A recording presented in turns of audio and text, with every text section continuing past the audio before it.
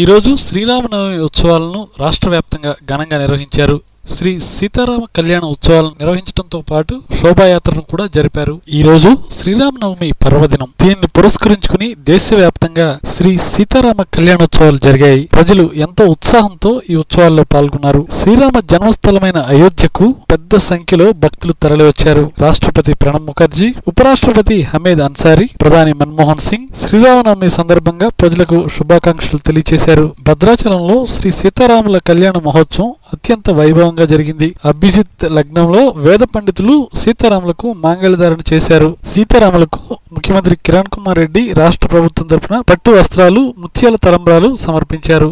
ఆయన వెంట మంత్రులు సి రామచంద్రయ్య, పితాని సత్యనారాయణ, రామిరెడ్డి వెంకటరెడ్డి, జిల్లా అధికారులు ఈ కార్యక్రమంలో పాల్గొన్నారు. అంతకుముందు ఉత్సవ మూర్తులను ఆలయ సన్నిధి నుంచి కళ్యాణోత్సవం జరిగే మిథునా స్టేడియం కు ఊరేగింపుగా తీసుకుని వచ్చారు. రాష్ట్ర వ్యాప్తంగా శ్రీరామనవమి ఉత్సవాలు ఆనంద ఉత్సాహాలతో జరుపుకున్నారు.